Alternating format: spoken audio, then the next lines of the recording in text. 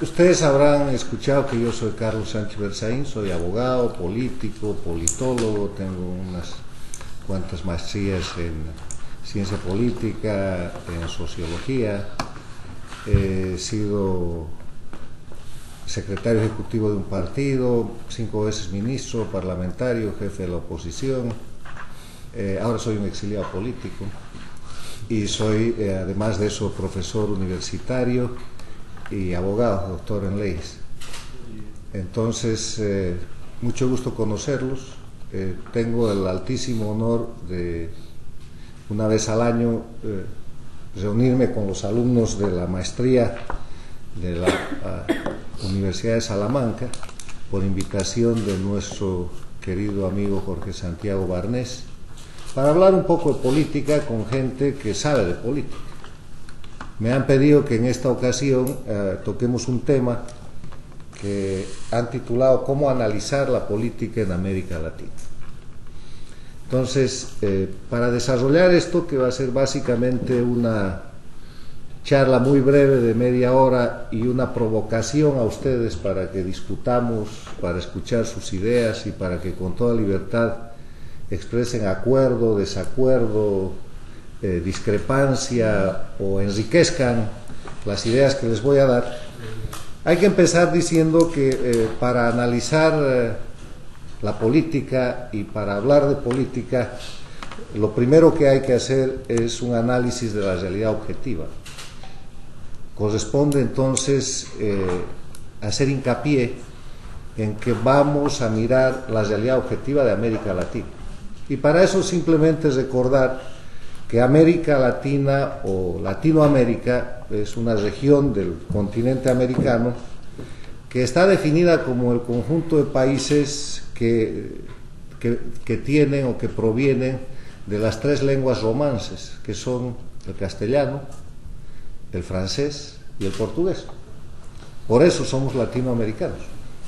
O sea que en la América Latina puede inclusive entrar Quebec, que es una población absolutamente francesa, pero que en general en términos políticos se entiende América Latina por todo el territorio y la población que hay debajo del río Bravo, incluidos los países del Caribe que no son anglosajones. En ese espacio territorial es donde vamos a fijar nuestra observación. ¿Por qué yo parto de la premisa de que para hacer cualquier análisis, cualquier cuestión de carácter político hay que mirar primero la realidad objetiva? Y soy redundante en decirles realidad y objetiva, porque trato de fijar la idea de que deberíamos hacer una observación lo más empírica posible de lo que son los datos y los resultados reales que nos está brindando un determinado momento histórico. Si ustedes no son objetivos en esa observación, pueden escribir grandes novelas, pueden escribir muy buenos guiones, pueden escribir comentarios importantes, pero política no van a hacer. O sea, no van a poder obtener un resultado adecuado en un análisis político si es que no parten de la realidad objetiva como es. Les convenga o no les convenga, sea buena o sea mala, tienen que ser objetivos en esa observación. Dicho esto, ¿cuáles son los parámetros que vamos a utilizar para mirar a Latinoamérica, para hacer esta observación, este análisis de la política en América Latina? Podríamos utilizar varios parámetros, voy a citar algunos. Por ejemplo, observar América Latina, analizar la política de América Latina a partir de las derechas y las izquierdas.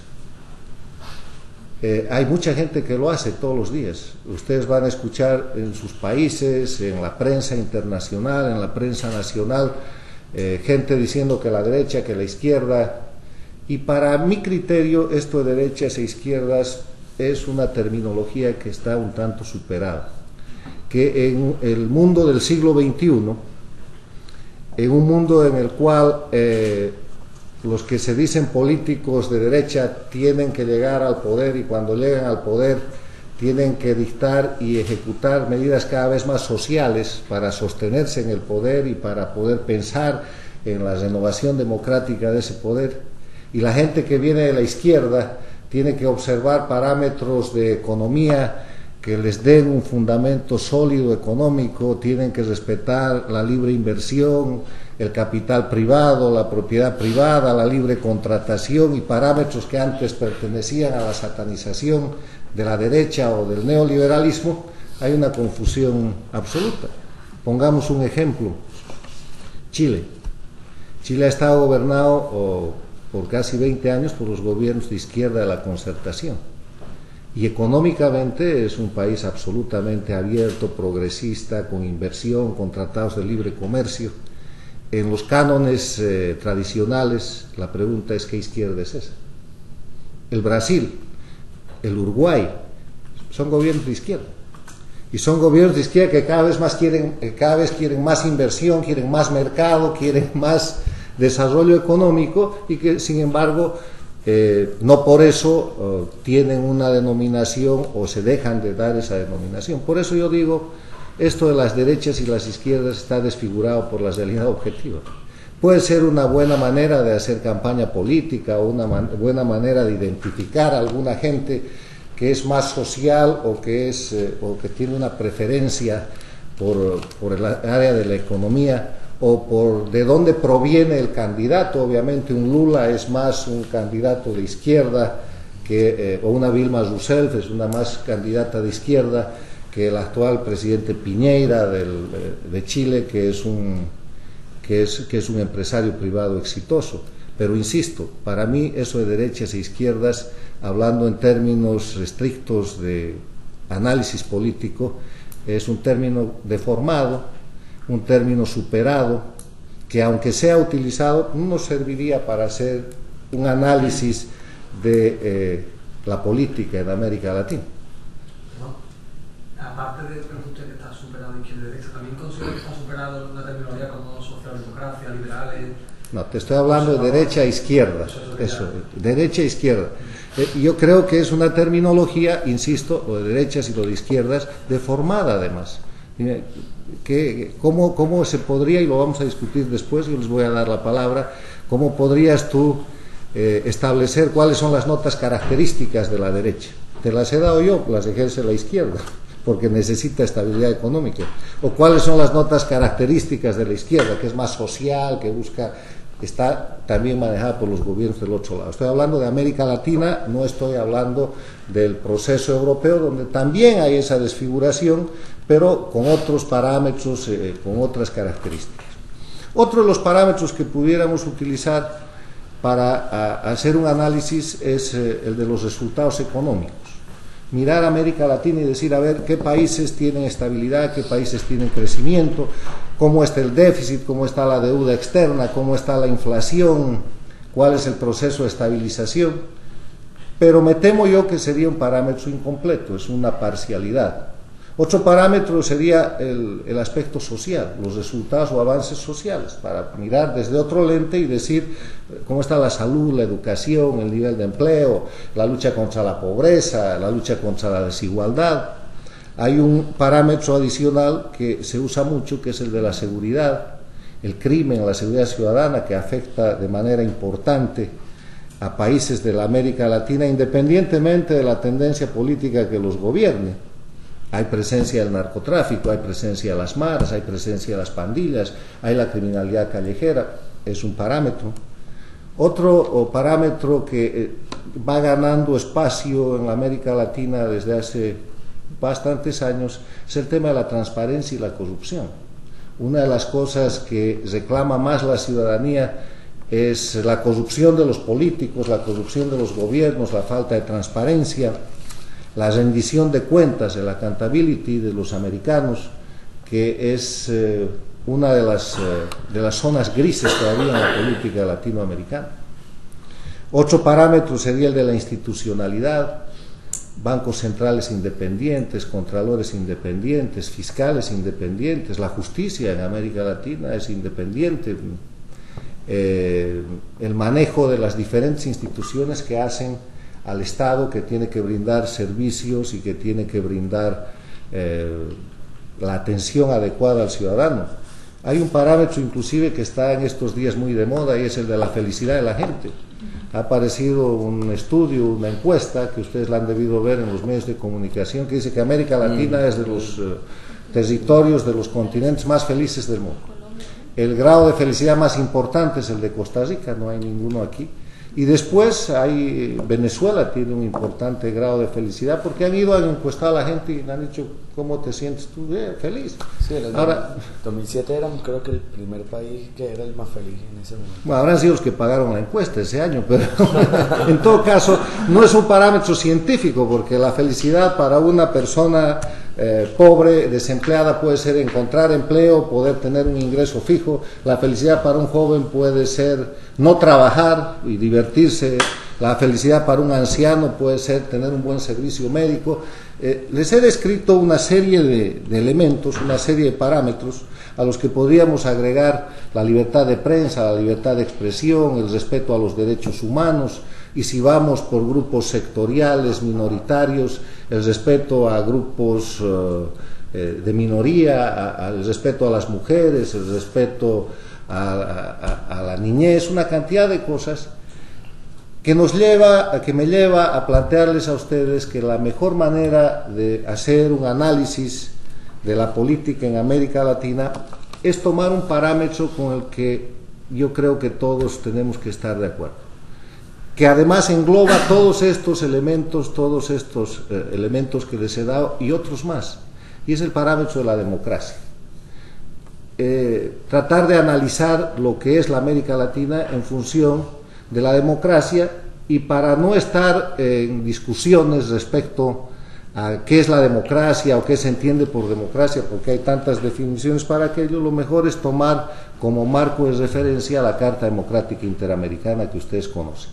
Esa Carta Democrática, que fue aprobada, firmada y está ratificada por todos los países de América Latina y de las Américas, incluyendo Estados Unidos y Canadá, tiene cerca de 12 o 13 años de cumplimiento, de ejecución, y lo que hace la Carta Democrática Interamericana, que además tiene como valía el ser un instrumento legal vigente, es ley para todos los países de las Américas y por lo tanto de la América Latina.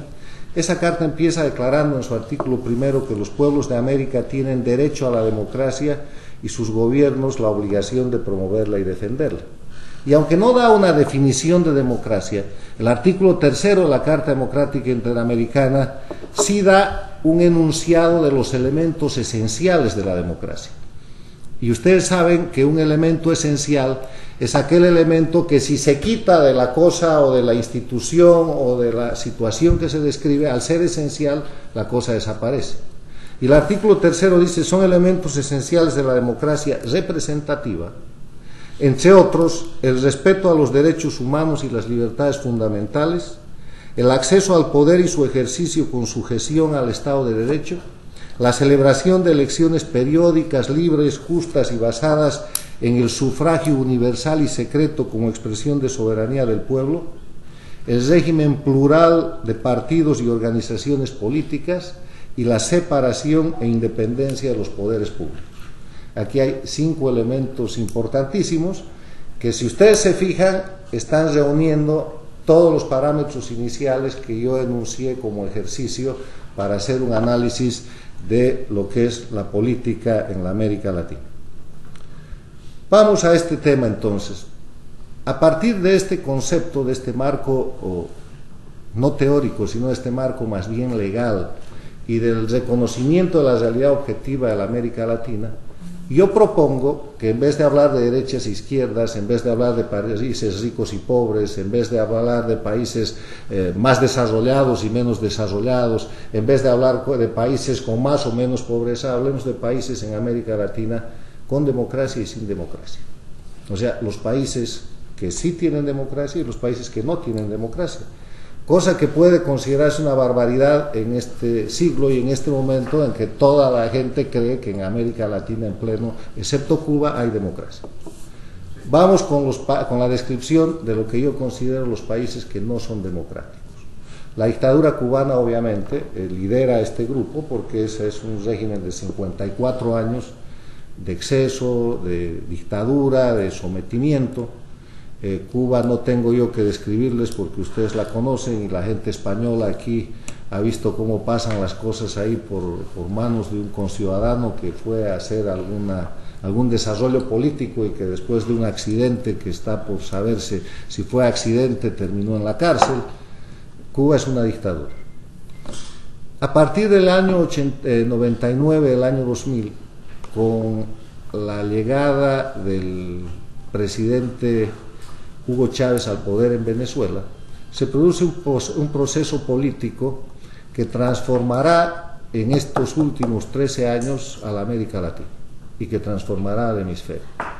Chávez hace una alianza con Castro, se forma el proyecto que en principio se llamó Proyecto Bolivariano, después le llamaron Proyecto Alba, después le agregaron el nombre del socialismo del siglo XXI, y empieza un proceso primero de ruptura institucional, acusando a los partidos políticos, acusando a los viejos líderes políticos en Venezuela. Se cambia la constitución y después viene algo que se iría a convertir casi en regla de este tipo de regímenes, que es la reelección con cualquier pretexto indefinida del líder, del presidente, del caudillo, del dirigente principal.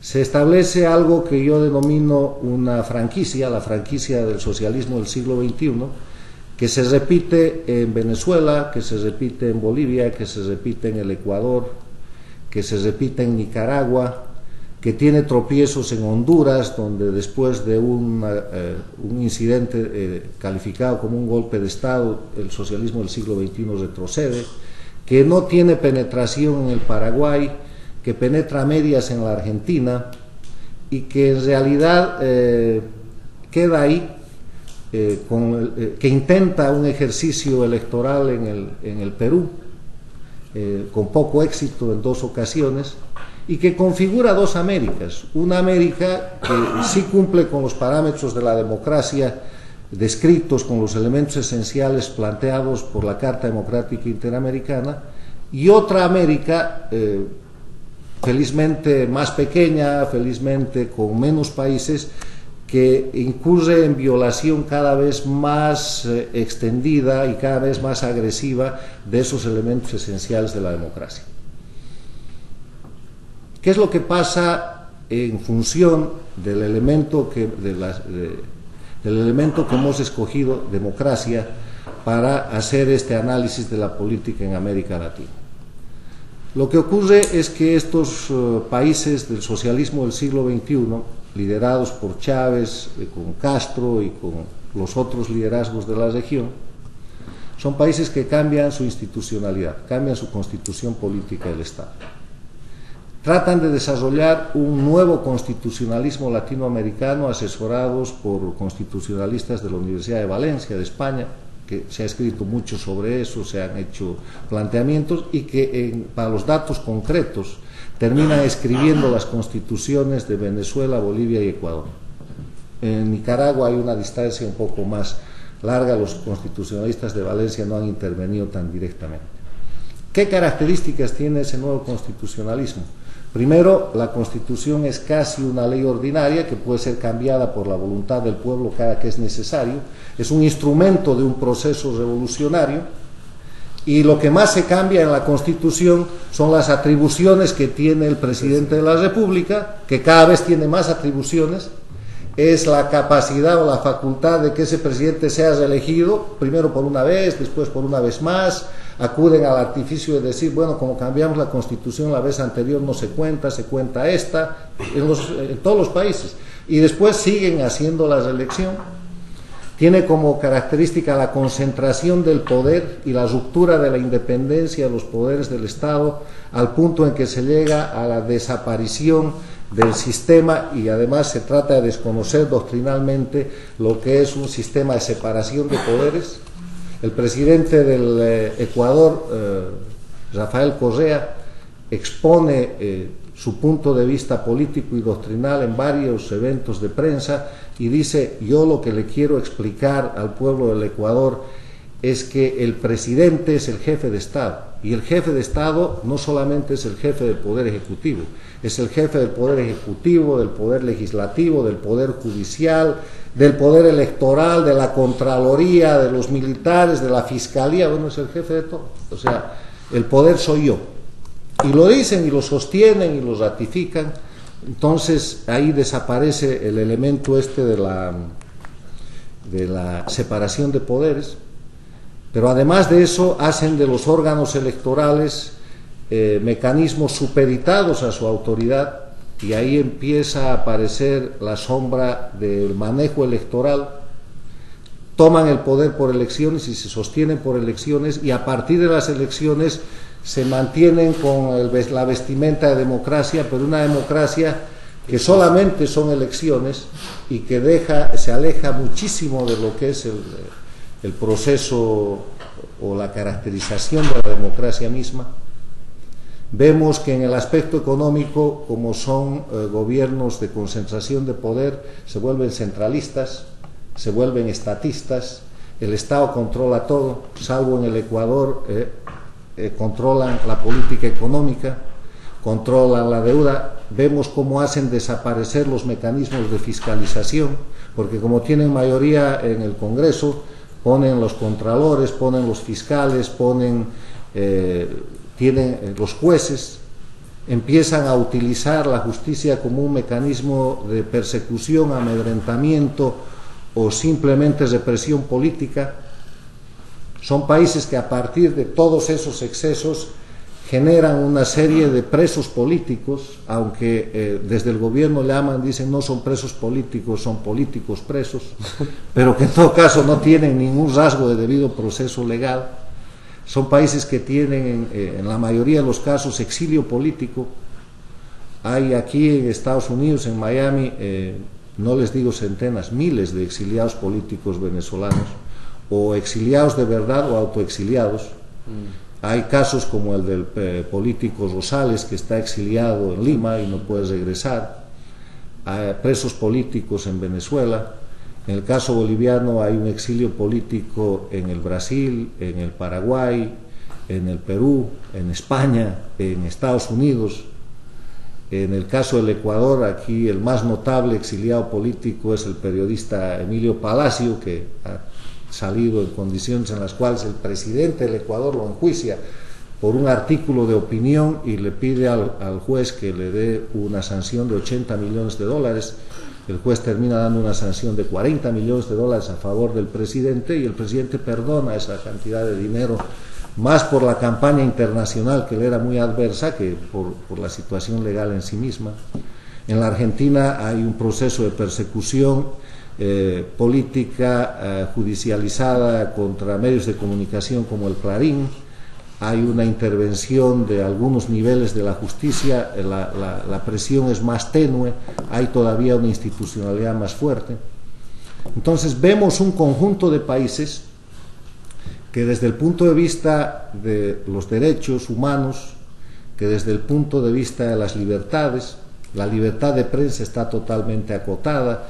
El caso de Globovisión en Venezuela, el caso de los canales de televisión confiscados a empresarios privados en el Ecuador, TC Televisión y Gama Visión, o el caso del Universo en el Ecuador, o el caso de los periodistas muertos y desaparecidos en Bolivia, o el dinamitazo de las antenas de televisión, de redes de televisión, o el simple proceso de compra de medios de comunicación que hace el socialismo del siglo XXI en todos estos países, porque cuando no pueden quitar, compran los medios de comunicación. La libertad de prensa está terriblemente acotada, y además eso lleva a un régimen de autocensura.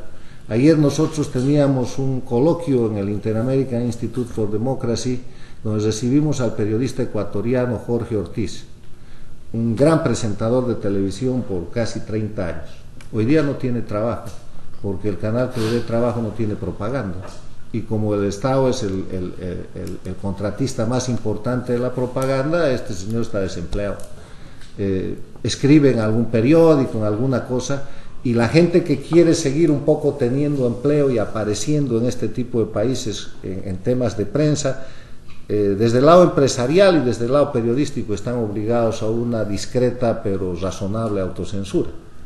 Ahora, si ustedes miran el tema desde el punto de vista económico, el único país del Pacífico en la América que no tiene tratado de libre comercio con Estados Unidos es Ecuador. Hasta Nicaragua tiene tratado de libre comercio y lo aprovecha muy bien. Todos estos países han desarrollado un discurso antiimperialista, se han proclamado socialistas, se han proclamado de izquierda, han llevado en general a su país a una situación económica muy delicada. En Venezuela hay una crisis económica, en Bolivia no va a tardar en llegar. El Ecuador está blindado porque está dolarizado, porque cuando tú gobiernas concentrando el poder, concentrando la autoridad, no tienes fiscalización, tienes libre disposición, gastas mucho dinero en política, mucho dinero en elecciones, generas empleo estatal, generas bonos de diversa naturaleza, de carácter social, pero estás desangrando una economía que ni el petróleo venezolano parece poder resistir. Desde el punto de vista de la seguridad, son países, y no es una característica menor, que han acrecentado su relación con el narcotráfico, sobre todo Venezuela y Bolivia. Venezuela está siendo observada como un país de despacho y redespacho de drogas, y Bolivia, a partir del presidente cocalero que tiene, ha pasado de tener 3.000 hectáreas de coca ilegal a tener 15 veces más o menos esa cantidad, y el Brasil y la Argentina empiezan a sufrir la sobreproducción de droga que tiene que ir a algún lado. Esa droga no viene a Estados Unidos, pero sí sale por Brasil y la Argentina y llega un poco a Europa. En temas de seguridad, eso trae consigo un problema muy grave de seguridad. Yo conozco esto por lo que se lee, por lo que se dice, pero los parámetros de seguridad en Venezuela, Bolivia, Ecuador no son los mejores. Me dirán ustedes, pero México también, y El Salvador también, y países de Centroamérica también tienen problemas de seguridad. Sí, señor. Pero hay este tipo de inconvenientes. Entonces, la descripción que les hago es la de mirar, y si quieren mirar crecimiento económico, el momento económico para la América Latina en los últimos 10 años, en los últimos 7 años, es un momento maravilloso, porque a partir del consumo de la China y de la India, los precios de los productos, de los commodities, de los minerales, del petróleo, han subido muchísimo, y las economías se han vuelto buenas economías. Frente a la crisis europea, la América Latina es un territorio que tiene un progreso importante. Pero si ustedes miran el 8 o 9% de crecimiento del Perú, versus la crisis que hay en Venezuela, versus un 1,5% o un poquito más de crecimiento poco claro que se presenta en Bolivia, o si ven el desarrollo petrolífero o petrolero de Colombia, que hace 10 años tenía la misma producción que el Ecuador y hoy día produce 3 veces más petróleo que el Ecuador, y el Ecuador sigue produciendo lo mismo que hace 10 años.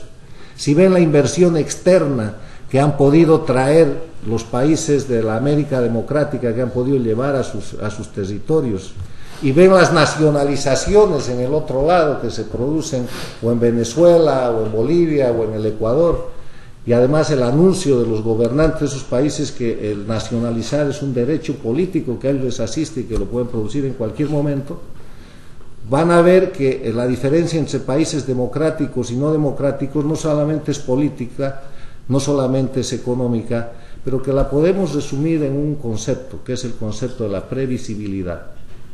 Cuando en un país hay democracia y se respetan leyes, se respetan derechos, se respetan instituciones, se respetan libertades, es un país previsible. Sabes cuándo va a haber elección, sabes que la Constitución no va a cambiar, sabes que en la próxima elección o en la subsiguiente el presidente se tiene que ir y se va a ir. Sabes que vas a elegir un contralor de la República cada 6 o 8 años, que vas a tener un fiscal, sabes cómo van a venir los jueces, sabes que si un juez prevarica o administra mal la justicia lo puedes denunciar. Hay en general un mecanismo de control de constitucionalidad. Si tienes bienes, tienes propiedad o tienes inversión, sabes que puedes, en protección de tu inversión, acudir a una autoridad, a un juez que va a ser más o menos imparcial y que te da algún grado de seguridad. Previsibilidad. Y los otros países, los no democráticos, son los países donde un poco todo lo posible es imposible y todo lo posible es todo lo posible es imposible y todo lo imposible es posible. Son países imprevisibles, donde ya ahora más o menos se piensa que obviamente Evo Morales no puede, pero el 2014 en la elección se va a reelegir, como lo ha hecho Correa, que la próxima elección Correa ya no se podría reelegir, pero va a haber un cambio constitucional y el pueblo lo va a aclamar y va a haber un referéndum o alguna cosa que cambie ¿no? esa constitución y se va a reelegir. El presidente Chávez se acaba de morir cuando estaba reelecto para cumplir 20 años de mandato, al término de los cuales seguramente con buena salud se hubiera podido reelegir. Entonces, yo les planteo este parámetro de países democráticos y no democráticos para dar una ojeada a lo que es la política en América Latina. Y en función de eso ustedes pueden ver lo que es la dirigencia, lo que son las campañas políticas, lo que es el ejercicio de la política, lo que es el ejercicio de la prensa, lo que es el ejercicio de cada una de las profesiones a la que ustedes se está dedicando. En los países democráticos hay un ambiente mucho más grande, mucho más favorable, mucho más previsible para que todos ustedes desarrollen su actividad. Si quieren ser diputados, si quieren ser alcaldes, si quieren ser concejales, si quieren ser asesores electorales, si quieren ejercer la prensa, si quieren ser abogados, en los países en democracia tienen espacio. En el otro lado, la abogacía prácticamente ha desaparecido porque se ha roto con la colegiatura independiente.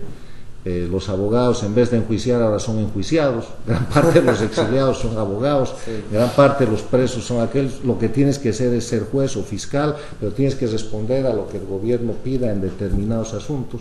La ley ya no Entonces, esta es la descripción que yo les hago de las Américas. ¿Qué es la buena noticia? La buena noticia es que los países no democráticos son una minoría. Si ustedes miran el territorio, la población, el número de países, van a ver que en América Latina hoy día son más los países exitosos. México es un país exitoso, Colombia es un país exitoso, Panamá es un país exitoso, Costa Rica es un país exitoso, El Salvador es un país exitoso, Chile es un país exitoso, el Perú es un boom, el Uruguay es la Suiza latinoamericana, el Brasil está ascendiendo a niveles de ser un país del primer mundo, está entre los grandes, el Paraguay es un país exitoso. No quiero dejar de mencionar a nadie, pero para no enumerar los países exitosos, les quiero decir que los países en crisis, o con crisis muy próximas, crisis económicas, crisis políticas, crisis sociales, crisis de seguridad, crisis de Estado, son los países que agarraron la bandera del nombre que le quieran poner, socialismo del siglo XXI, ALBA, proyecto bolivariano, la bandera no democrática. La bandera de poner al líder o al individuo por encima de la ley, porque la democracia es fundamentalmente el Estado de Derecho, el gobierno de las leyes, y el momento en que un individuo, cualquiera sea, se pone por encima de la ley, se acabó la democracia. Y ustedes pueden recordar innumerables discursos del presidente Chávez, del presidente Correa o de Evo Morales, el que más me acuerdo es el de Evo Morales, que declara a la prensa y le dicen, pero esto es ilegal, dice, pero no importa, yo le meto nomás y después los abogados lo arreglan. Y ya me harán alguna ley para que esta cosa se arregle. Bueno, entonces en el le meto nomás se terminó la democracia y se terminaron las garantías, la seguridad de futuro y la forma de vida de la gente. Reitero y vuelvo a la buena noticia, la mayoría de los países de América Latina van bien, y estos países que están entrando en crisis o que van a entrar en crisis, Venezuela ya es un país en crisis, tiene una crisis política muy seria, producida entre otras cosas por la muerte de su líder y caudillo, el presidente Chávez, por una sucesión llena de sombras y de cosas oscuras y de cosas que están todavía por verse, por aclararse y por pasar. Tiene una devaluación, tiene una crisis económica, tiene una crisis de seguridad. Los otros países van a seguir, porque donde no hay transparencia, donde no hay previsibilidad, donde hay personas por encima de la ley, de nuevo, no hay posibilidad sino de crisis.